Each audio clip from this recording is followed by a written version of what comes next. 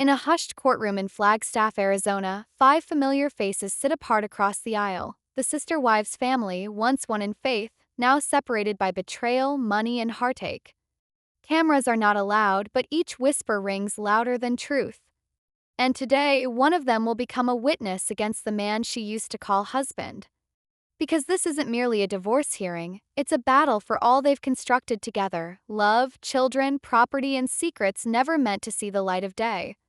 What happens when a spiritual marriage encounters the harsh hand of the law? Stay with it until the very end, because what happens within these courtroom walls will make you look at love, loyalty, and justice differently forever. And before we begin, ask me in the comments, if all you constructed with somebody was on faith and faith alone, would you be willing to stand up for it in a courtroom? The day is gray and tense. Courthouse steps are damp from a brief morning drizzle. Kody Brown exits a black SUV, her hands shaking slightly as she adjusts her blazer. For years, she's posed for photos, served up recipes, and taught about plural love. But today, there's a quiet defiance to her expression, a woman who's had enough of being quieted. In the courthouse, the wooden pews groan as journalists fidget with notebooks. There's an odd energy in the room, like everyone senses something historic is about to happen. Kody Brown walks in a few moments later, jaw set, suit fitting just a tad too small across the shoulders. He's always been the self-assured patriarch, charming, manipulative, a man who could charm anybody into seeing things his way. But today, his confidence resembles armor straining at the seams.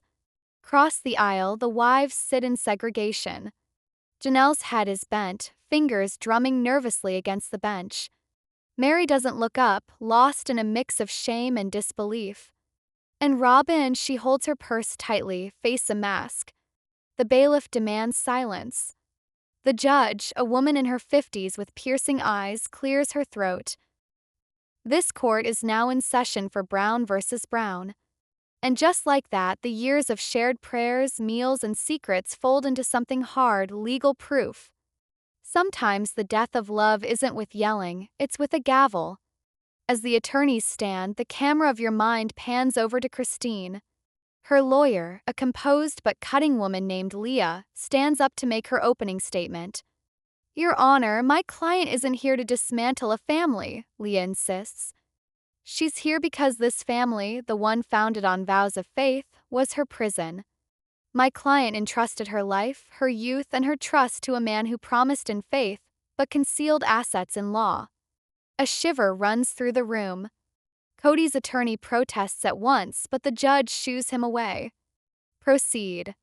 Kody gazes down, tears welling in her eyes. Camera would stay on her face, the guilt, the relief, years of sacrifice at last collapsing. Narration becomes softer, more sentimental. Kody had long thought that love could overcome the impossible. She cooked for 20, smiled during loneliness, and brought up her kids in a home where love was given and rationed. But all of it changed on the day that she discovered the documents. In a dusty storage area, buried beneath tax returns, she found accounts she had never seen before, investments in Kody's name, paid for with money from the family. That was the day when faith gave way to anger. What would you do if you found evidence that love had been a mask for deception? The flashback unfolds as a slow-motion heartbreak. Kody is rooted, clutching a sheaf of papers, bank statements, property titles, signatures. Kody enters unaware. "Kody, what are you doing here?" he queries, voice constricting. She does not respond. Rather, she holds the papers aloft, her arms shaking. "Is this why we were unable to buy the new home?" "You said the money was spent." Kody advances, dropping his voice. "You don't know how these things work." "No," she interrupts him, voice cracking. "I do perfectly well. You created an empire on trust, and we paid for it." The fight escalates, furniture shakes, and at that moment, something within Kody cracks beyond repair. Cut back to the courtroom. Kody's voice cracks as she recalls the memory. "I adored him. I thought that everything he said was true. But love doesn't provide a person with the right to take everything away from you." The gallery is quiet. Even Robyn's eyes shine. The judge observes intently, writing notes. Then, Kody's lawyer stands for cross-examination. His voice is suave, almost flirtatious. "Mrs. Brown," he puts his hand on the title with an air of disdain. "You define it as theft, but weren't all these assets literally in his care? You were supposed to agree he was the head for the family's finances, were you not?" Christine pauses. "Yes, but that doesn't imply that he owned us." In those words alone, she takes back years of silence, and the courtroom can sense it. The action grinds to a halt. Kody's scowling, fists balled underneath the table. The judge regards his face. For the first time, it becomes obvious this is not merely a family quarrel. This is about dominance, reality, and authority. The narrator's voice grows darker, foreshadowing what is to be revealed. What nobody in that room realizes is that the case won't only reveal financial deception. It will reveal something much more astonishing, a deep, dark secret in the center of their so-called spiritual union. Christine dries her tears, takes a deep breath, and gazes directly at Kody. "For years, you taught us that love was forever. Perhaps it was. Now, I'm prepared to experience what justice tastes like." Recess is called by the judge. The air is relieved, the tension palpable as static. Porters dash out to place their calls. Christine sits for a moment, eyes shut, muttering something incomprehensible to anyone but herself. And just when you think the tempest has passed, true thunder hasn't even begun. As she gets up to exit, a crumpled piece of paper slips from her folder. It's not hers. The camera closes in, a scribbled note in Kody's messy handwriting. "You don't know everything, Christine." Not yet. Her eyes turn white. She glances up. Kody is standing there, a half-smirk pulling at the edge of his lip. The gentle music becomes ominous, tension coiling like a knife. The voice of the narrator drops. There are two sides of every truth, and some secrets can last only until someone gets sworn in to tell the truth. Courtroom is chillier when they all come back from recess. The atmosphere buzzes with soft muttering, attorneys fanning papers, reporters speaking softly in huddles of suspicion. But Christine is not hearing anything of it. She's looking at that crumpled note as if it were a ghost. "You don't know everything." The phrase rings in her head, more loudly than the gavel that brings everyone back to order. Kody sits rigid-backed, the epitome of control. His face is inscrutable, but his eyes, they are something between triumph and threat. Christine takes the note and folds it into her folder, pushing it under a file, her hands shaking. The instant she does, she knows. The real battle is only just beginning. Leah, her lawyer, bends forward. "Do you feel all right?" Christine gives a slight nod. "I'm fine." She isn't, though. Something about Kody's serenity is off, like he's acted this way before. The judge pushes up the frames of her glasses and nods to Kody's table. "Mr. Brown's lawyer, you can call your witnesses." A suit-clad man stands and calls his first witness, Robyn Brown. Christine tenses. The sharp sound of Robyn's name slices through her. Robyn stands up slowly, moving toward the stand. Courtroom observes each step. The woman who was once called Kody's favorite wife, the one blamed by many for the disintegration of the family. Her heels click delicately on the floor, her face a blend of fear and determination. She swears in, voice soft but firm. "I do." "Mrs. Brown," the lawyer starts, "could you tell us about the relationship between your husband and Christine in the last few years of their spiritual marriage?" Robyn takes a breath, her eyes dropping to her lap. "It was complicated." "Complicated how?" She began to pull away. "I feel like she felt abandoned, but Kody was simply trying to keep us all together. He worked so hard to keep everything in balance, but she no longer wanted to be a part of the family." Christine's eyes close as she attempts to remain calm. Her attorney writes furiously, preparing to refute. But then Robyn says something that renders the room absolutely quiet. "And there were times," she goes on quietly, "when I believe Christine spent the family money without asking too. She was furious, and she wanted to be independent. She once said that if the system was going to let her down, she'd take what she was owed. Gasps circulate through the gallery. Christine's head jerks up. That's not true, she breathes.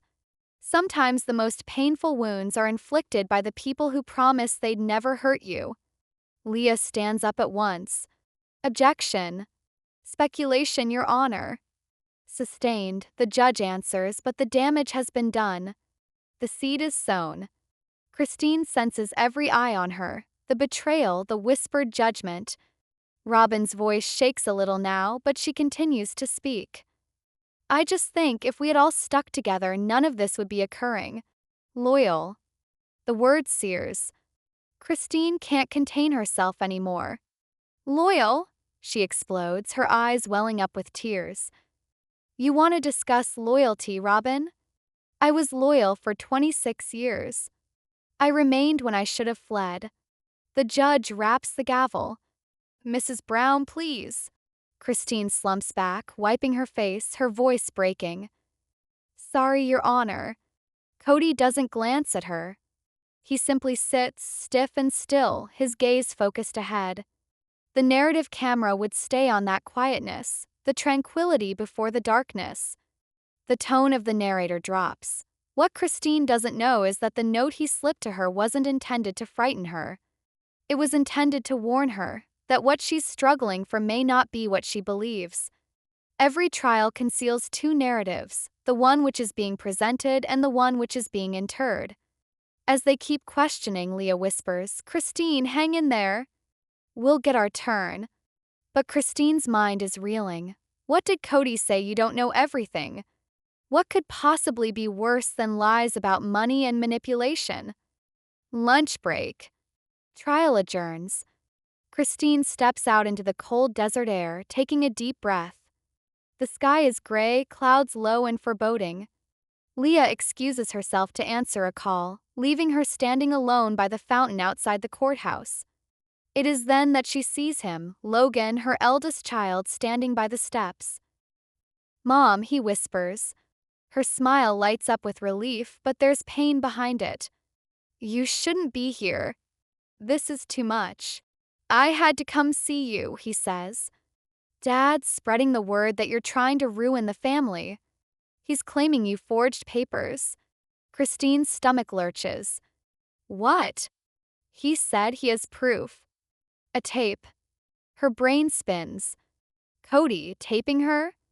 Why? The world leans to one side as her gasp sticks in her throat. Logan tightens his grip on her shoulder. Mom, you need to prepare yourself. He's going to spin it all around. She slowly nods. I've spent my entire life getting twisted. Perhaps it's time to set it straight. When the truth eventually begins to come out, what it does first is sweep away your peace. In the courtroom inside, the proceedings continue. Kody is sworn in. The mood shifts once more, slower, colder. His attorney asks him questions carefully, every word calculated to portray him in a noble light. Kody described the financial arrangement of the family. He sits forward, hands clasped neatly. Our family was special, as you know. We were about oneness. I managed the finances because it was simpler, one person in charge. Everyone was in agreement. And did you ever knowingly withhold money from your wives? Never. I did it all to shield the family. Christine shakes her head, mumbling to herself. Shield whom, Kody? Then there is the surprise. His attorney presses a remote. On a courtroom screen, a video starts playing. The date stamp flashes. It is blurry video, but Christine's voice is recognizable. I don't care anymore, the voice declares. If I have to, I'll take what's mine. Courtroom gasps. Christine's heart freezes. That's edited, she cries. That's not, you cut out the rest. The judge bangs the gavel for silence. Leah leaps to her feet, insisting on seeing the entire video. The other lawyer smirks. We'll put it on tomorrow in full, Your Honor. In the realm of truth and deception, timing is the ultimate killer. As everyone breaks up for the day, Christine remains immobile. The words reverberate, you don't know everything. Now she knows. Kody's scheme isn't only to win, it's to sabotage her credibility before she can expose him. That evening in her hotel room, Christine sits at the window, lights off, laptop open. She reads through previous messages, bank statements, everything that can testify she never said or did what the video suggested. But nothing seems strong enough. Someone knocks at the door and she starts. It's Janelle. Hey, Janelle whispers. May I come in? Christine nods. Janelle appears exhausted, eyes reddened, shoulders slumped. I don't know who to believe anymore. But I do know this, he's not the man we thought he was. Christine's gaze at her is almost incredulous. You still speak to him, don't you? Janelle hesitates. He calls, says he wants peace. Christine's laugh is bitter. Peace. After everything. Two women sit in silence, the tension between them heavier than the storm outside. And then Janelle leans in and whispers, There's something you need to know. Something he had me sign. Christine glances up. What are you talking about? Janelle fishes a small envelope from her purse. There is a photocopy of a legal paper inside, an ownership transfer signed 3 years ago. Christine's name is not on it, although she recalls owning that property. He said it was just a renewal, Janelle says, voice trembling. I didn't realize he was moving it under his name. Christine's breath catches. He's been moving everything. Slowly. Quietly. And suddenly all the pieces start to fit. The missing money, the fake documents, the smirk in court. The next morning, Leah walks Christine through their new plan. We're not just defending anymore. We're going after him. As the judge enters, the air is electric, the pre-strike kind of silence. Leah rises, her voice cutting and firm. Your Honor, we have some new evidence to present. Paperwork indicating Mr. Brown transferred jointly held properties into his own name without permission. Kody's jaw tightens. Robyn looks nervous. Papers are passed to the judge, who scans them slowly. We'll review these. But if they're verified, this changes everything. Christine's eyes meet Kody's across the room. For a brief second, his calm slips, fear flickers behind his gaze. The moment a manipulator loses control, their mask always cracks. When the session closes, the judge tells them tomorrow the entire recording will be played, both sides' evidence bear. Christine breathes a sigh, well aware that tomorrow could shatter her utterly or finally liberate her. She exits the courtroom, rain now coming down in sheets outside, seeping through her coat. But she doesn't flee. She moves slow, steady, like someone who's learning at last to stand in her own storm. The courthouse doors, she glances back once, seeing Kody behind the glass doors. He's still there, fighting with his attorney, gesticulating wildly. The man who once controlled every detail of her life stands small now, cornered by the truth he attempted to hide. Sometimes justice does not roar, it whispers, and the guilty are most aware of it. The voice of the narrator becomes gentle, drawing us in for contemplation. Tomorrow, the courtroom will see what love is like when illusion is stripped away. Promises will unravel. Truths will clash. And the one secret Kody was certain would never be revealed in the light of day is about to blow. Beat of silence, thunder on the horizon. Camera cuts to Christine's face, serene, rain-damp, but at last fearless. Courthouse is empty as the third day of the trial gets underway. Rain has ceased, but clouds still hang low and heavy, as if they're listening for the truth as well. Porters stand outside in a line, their cameras pointed toward the doors, waiting for the first sight of Kody and Christine. Christine gets there first. Her walk is slower today, more deliberate. She isn't shaking anymore, not because she's relaxed, but because she's preparing for the hit. Inside her chest, her heart pounds steady, rebellious. Leah accompanies her, holding a fat folder of proof. When Kody arrives several minutes later, something is different. He seems assured once more, neatly dressed, tipping his hat to the bailiff like a man who is sure of winning. But there is something in his eyes, a tremor of tension, the slight quiver of one holding on too hard to control. The judge calls the room to order. Today, we will listen to the entire recording offered by the defense yesterday. Both parties will get a chance to reply. Go ahead. Lights dim a little as a screen comes alive. There is a burst of static.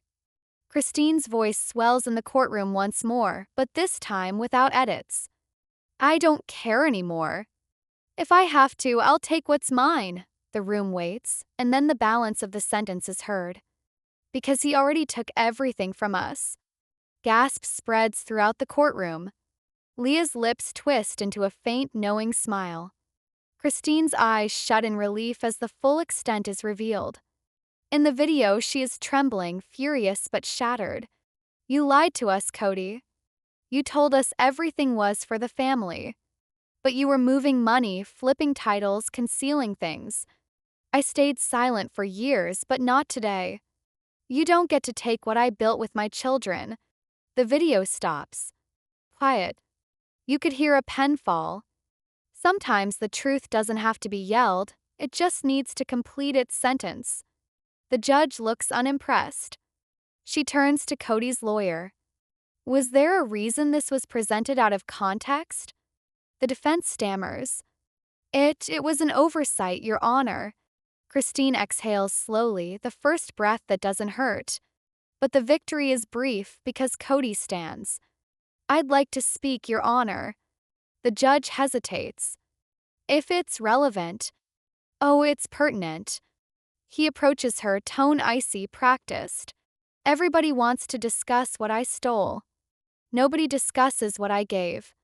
26 years of my life. My faith. My reputation. I provided for everybody, and this, he points in Christine's direction, is the thanks I get. With lies. Christine scowls at him.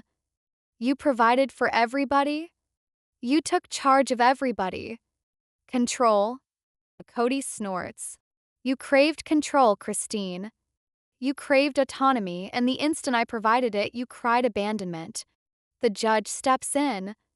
Both of you stop. The room falls silent, but the tension becomes increasingly dense. Leah stands, flipping open a fresh document. Your Honor, may I redirect the course of events? She approaches the bench. We have discovered further discrepancies in Mr. Brown's filings, including transactions made under an alias K. Robyn's, matching his handwriting and tax identification. The timing aligns with the accounts my client found. Crowd murmurs. Kody's lawyer stands pale. This is a smear, the judge silences him with a glance. If verified, this could indicate intent to conceal assets. Kody's face goes pale. He sits down slowly, glancing toward Robyn. She is now frightened, biting her lip, not looking at him. Christine observes him intently. You spoke of wanting peace, she says quietly. But peace doesn't hide behind deceptions. The instant deception encounters proof, silence turns into its admission. The judge requests a short recess so that she can review the papers. Christine exits again into the hallway. She leans against the wall, her eyes shut tight. The hum of vending machines, the echo of footsteps down the hallway, all far away, drowned out by the pounding of her heart. Then a voice, soft, familiar. Mom. Saspin, her daughter. She's standing holding a phone, face white. Mom, you must see this. On the screen is a text, a screenshot from an unknown number. Tell your mother she's fighting ghosts. The truth she wants will bury her too. Christine stares, frozen. The number is blocked. When did this come? This morning. Leah joins them, frowning. That's a threat. We'll inform the court. But Christine's not listening anymore. She's thinking back to the note, you don't know everything. Perhaps Kody wasn't bluffing. Perhaps there's something even deeper, something that could end them both. She leans over to whisper to Leah, we need to know what he's hiding.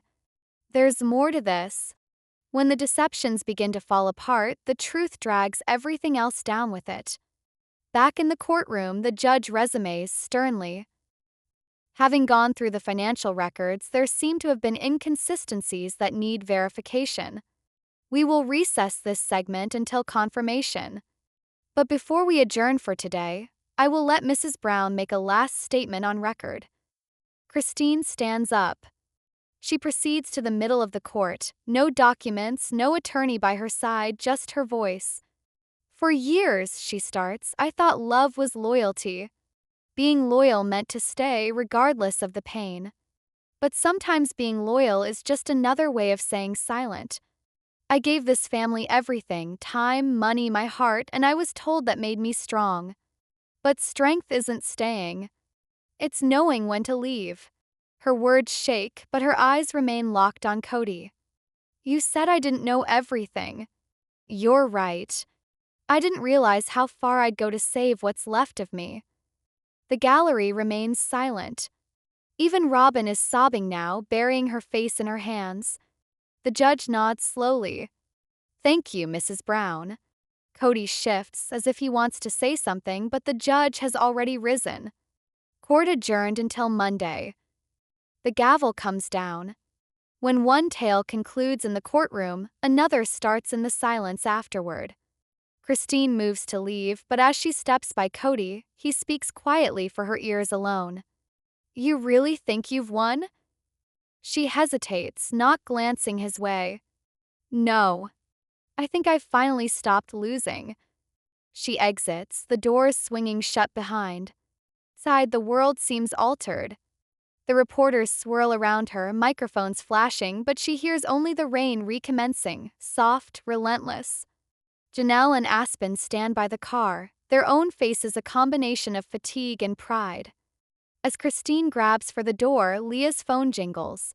She answers, her own face changes at once. Christine, we have a problem. Christine halts. What? Leah softens her tone. The investigators discovered something. The alias account, it's attached to more than cash. There's real estate, a cabin. And guess whose name is on the deed with Kody's?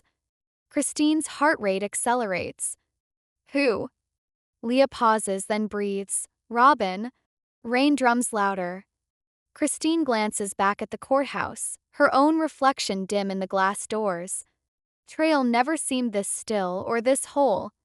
Sometimes the ultimate betrayal doesn't come as a shock. It's the reality you were too exhausted to confront. The narrator's voice becomes gentle, near sorrowful. They were a family in the eyes of the world for years, joined together by faith, held together by love.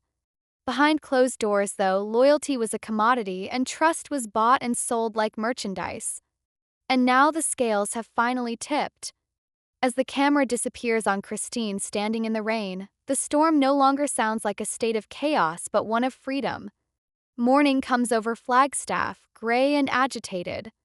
Courthouse remains unchanged, stone and brick, steadfast in the tempest, but within all feels altered.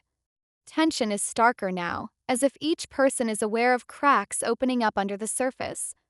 Christine sits in silence at her table, hands placed together on one sheet of paper, a duplicate of the cabin deed. 2 names. Kody Brown and Robyn Brown. Her throat constricts every time she glances at it. Leah hovers in close. Christine, this flips everything. But it makes it complicated. If Robyn had something to do with it, she might turn against him to protect herself. Christine shakes her head. No, she won't. Robyn will defend him, even at the cost of herself. Courtroom becomes crowded. Robyn arrives last, pale face, tear-stained eyes.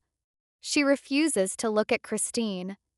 Kody stands beside her, hand on her shoulder, a sight that causes a ripple among the onlookers. Even now, despite all that's been revealed, they stand together. The judge enters. Let's get going. We will continue examining based on the new evidence submitted yesterday. Leah rises, her voice firm but level. Your Honor, the records indicate that Mr. Brown and Mrs. Robyn Brown co-own a property bought during his time married to my client, from money borrowed from the family trust. The judge nods deliberately. Mr. Brown, do you contest this? Kody clears his throat. The house was bought as an investment. Robyn signed because it was her idea. No attempt was made to mislead. Robyn looks ahead, her expression inscrutable. Leah pushes. So you acknowledge money from the joint family trust, the one all the wives contributed to, was spent on a property held in only 2 names? Kody pauses. Yes, but it wasn't hidden. Christine jumps to her feet, voice cracking. It was a secret, Kody. You said we couldn't afford to send our daughter to school because the account was depleted. And all this time, you were purchasing a cabin with Robyn? The room erupts into whispers. Cameras snap outside the courtroom doors. All lies seem inconsequential until it finally stands alongside the truth. The judge thumps the gavel. Order! Mrs. Brown, please calm yourself. Christine slumps, sobbing. Her voice falls to a whisper. You didn't just betray me, Kody. You made me doubt my own value. Robyn's lip trembles. Christine, I didn't know he said that, she whispers. I thought everybody knew. Christine's head swivels toward her. Don't lie for him again, Robyn. Leah approaches, holding a stack of documents. Your Honor, we have bank transfers connecting this property to a shell company, controlled by the same account used for the concealed funds we found previously. We think Mr. Brown used this company to divert family money. Kody's attorney objects, but the judge holds up his hand. Enough. I'll let questioning continue. Camera pans in on Kody's face, the initial flash of genuine panic below the serenity. His jaw clenches, his eyes flick to Robyn. Leah speaks in a hushed voice. Mr. Brown, could you tell me why, 2 months prior to this transaction, you deposited $50,000 into an account held by K. Robyn's Enterprises? Kody's silence prolongs. Mr. Brown, he breathes out. I was trying to save what was left of the family money. I didn't want it split. Christine's voice interrupts. You didn't want it split because you wanted it all. Some truths don't erupt, they drain slowly until everyone in the room can feel the hurt. The judge calls for a recess to consider the evidence in private. The tension does not dissipate, it accompanies everyone down the hallway like smoke. Christine trembles on the bench. Robyn comes to sit next to her, her eyes brimming with tears. Christine, I beg of you. I didn't know what he was doing. I just signed what he instructed me. Christine slowly raises her eyes. You always said you trusted him more than anyone. Now you get to see what that trust costs. Robyn begins to sob. I just wanted to fit in. I figured if I stood by him, the family would remain together. Christine's tone lessens, but not much. You can't construct love on blind loyalty, Robyn. That's not faith. That's fear. The hallway becomes silent except for their breathing. Kody passes by them, his phone against his ear, whispering with desperation. Robyn rubs her eyes and looks after him. For the first time, she doesn't follow. When devotion begins to pain, even the faithful start doubting their gods. Back inside, the judge calls everyone to order. We've reviewed the evidence. It's clear there was financial misconduct. Question is whether it was intentional. To determine that, we'll hear from one final witness, Mrs. Robyn Brown. Robyn freezes. Me. Kody's lawyer objects, but the judge overrules. Please take the stand. Quiet is oppressive as Robyn moves forward. Christine regards her warily. There is fear in her tread, and yet something more. Determination. She sits, breathes a rattling gasp, and the oath is read. Leah moves closer. Mrs. Brown, you've heard the evidence. You've seen the transfers. Did you know about the property purchased with joint funds? Robyn's eyes dart to Kody. He's glowering at her, that familiar, authoritative glare. For an instant, she's frozen. Then she averts her gaze. I knew. Part of it, she whispers. He said it was temporary. That it was for us. For our future. Leah's voice is biting. Did he ever mention that he'd tell the other wives? Robyn swallows. No. He said they wouldn't understand. Christine closes her eyes. It's confirmation, but it doesn't feel like triumph. Feels like ashes. Kody slaps his hand on the table. That's not true, he shouts. You don't get to distort my words. The judge's glare is intense. Mr. Brown, one more outburst and I'll hold you in contempt. He ceases to speak, panting, his face flushed with rage. Robyn's voice shakes, but she persists. I thought I was shielding the family. I didn't know I was assisting him in concealing things. I'm sorry, Christine.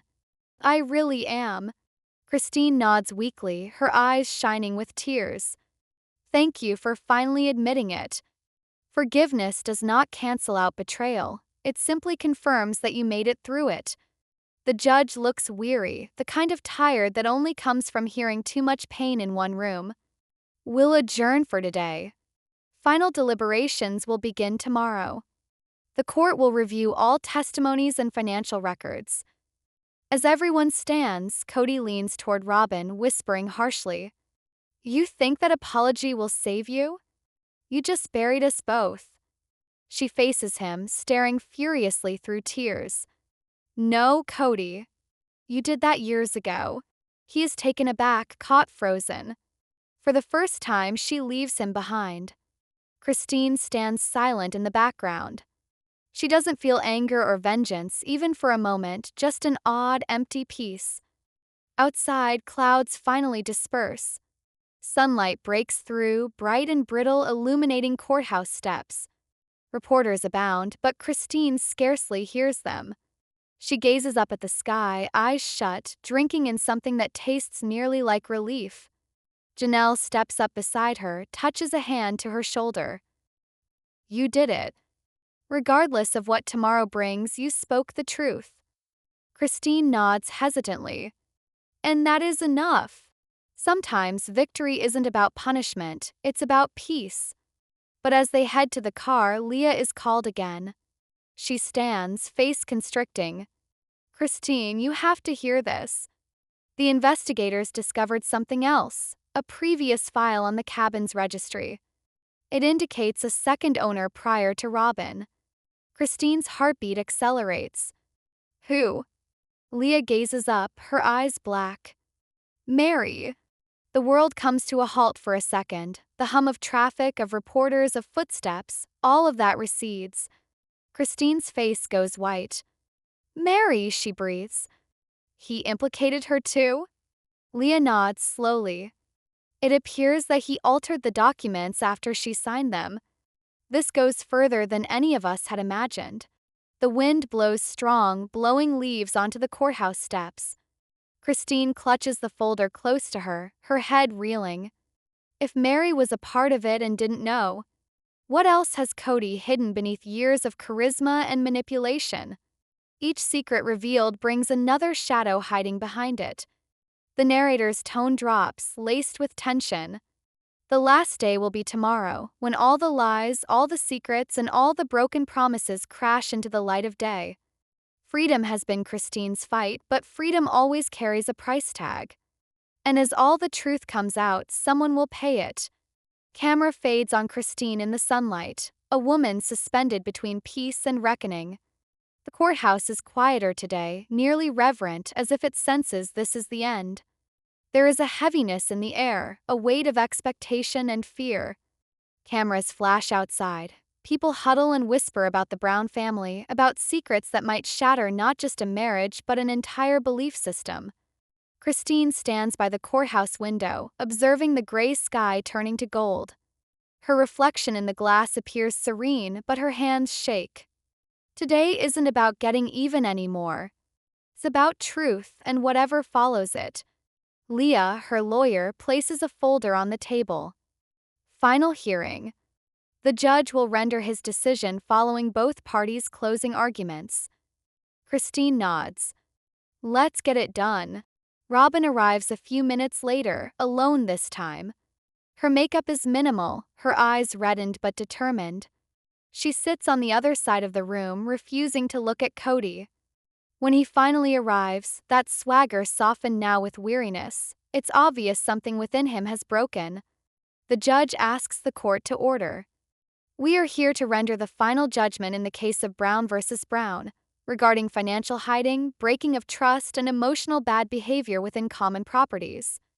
Leah stands. Her voice is even but has a gravity that pervades the space.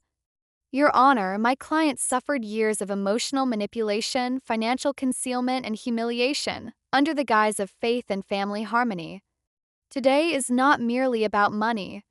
It's about recognizing what she was denied: honesty. Kody's lawyer replies, voice firm but defiant. Mr. Brown acted in the best interest of the family. His decisions might have been wrong, but he made them in good faith. We call upon the court to look at his intentions, not only at the result. Christine observes Kody intently.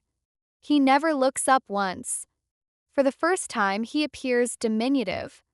When the mighty are finally silenced, the truth rings louder than ever before. The judge lets out a breath and starts to read the verdict. On testimonies, financial records, and witness statements, this court holds that Mr. Kody Brown intentionally withheld assets and misrepresented financial information from his family. A collective gasp sweeps through the courtroom as a breeze does through dry leaves. Christine's breath freezes, her chest constricting. It's the confirmation she waited years for, but it's not as much triumph as it is release. The judge continues. The court hereby grants Mrs. Christine Brown legal entitlement to 50% of all family trust assets, restitution for emotional damages, and full ownership of the disputed property. Kody's head snaps up. That's impossible, Mr. Brown, the judge interrupts firmly. You've spent years profiting off the illusion of unity while hiding its decay. This judgment stands. A single tear slips down Christine's cheek. Leah puts a hand on her arm, whispering, "You did it." Justice doesn't always roar, sometimes it whispers, "You're free." After court adjourns, Kody storms out, trailed by reporters shouting his name. He ignores them, his face pale, his jaw locked. The man who once controlled 4 lives now can't control his own narrative. Christine leaves through the side door. Corridor is lighter today. No susurrations, no terror, no eyes observing her from all sides. Robyn stands there, clutching a thin envelope. Christine pauses. "What's this?" Robyn's voice trembles. "It's the deed. I transferred my share to you. I don't want any of it." Christine glances at her, taken aback. "Why?" Robyn breathes out slowly. "Because I get it now what love without truth looks like. It's a cage." The two women stand there, once rivals, now bonded by the same man's dishonesty. That Christine finally speaks. "Then maybe this is how we both begin again." The most difficult goodbyes aren't to human beings, they're to the versions of us that believed them. Later that night, Christine drives out to the cabin, the painful one. The sky is orange and pink through the trees. She gets out, her boots crunching on rock, and approaches the front porch. Inside, it's still, dust motes drifting in the sun, furniture shrouded in sheets. She opens the windows, lets the air whoosh in. For the first time, the house feels like her. Not his. Hers. She grabs a framed photo that was left behind, a photo of Kody with all the wives. Smiling, pretending. She looks at it for a long moment, then puts it face first down on the counter. Sometimes release isn't about forgetting, it's about finally choosing yourself. In town, Kody alone sits in his truck, holding onto the steering wheel. His phone flashes with calls from producers, reporters, attorneys. He ignores them all. Silence is now the only companion for a man who had it all once. He glares out the windshield at the setting sun and says, "They were supposed to be my family." But secretly, even he realizes, families based on deception won't last. Morning comes and goes, and the news flashes everywhere. Headlines: Sister Wives star convicted of withholding assets. Interviews overwhelm social media. Fans are divided. Some declare Christine courageous, others declare Kody misunderstood. But for Christine, that doesn't matter anymore. She's on her back porch, coffee in hand, observing the sunrise. Truly plays in the yard, laughter ringing across the open air. For once, it's quiet. Janelle appears beside her, smiling quietly. You know, it's funny. We used to believe peace meant keeping him content. Christine smiles. It turns out peace means he's not around. They laugh softly. Healing starts the moment you cease to need the person who harmed you to get it. Later that day, Robyn calls Christine one more time. I just wanted to say thank you, she whispers. You made me see who he really was. Christine smiles weakly. You didn't need me for that, Robyn. You just needed to wait. Robyn's voice shakes. Do you think people will ever forgive him? Christine hesitates. Perhaps. But not today. They hang. The silence that follows is clean, the sort that's not lonely any longer but merely calm. Christine gets up, goes inside, and pins the court document on her fridge. Not a trophy, but a reminder. A reminder that she made it. The narrative camera pulls out, the house filled with gentle light, laughter still ringing in the yard, the world continuing on. And just as the screen goes black, the voiceover returns once more, warm and contemplative. Love can build families. Lies can destroy them. But truth will always rebuild what deserves to remain. Pause, slow fade out. And finally, one final line, close in, one-on-one, and spoken directly to the viewer. If you were Christine, standing in that courtroom, clutching the truth that would set you free but destroy your world, would you have uttered it aloud? Let me know in the comments. I'm seriously curious to know what you'd do.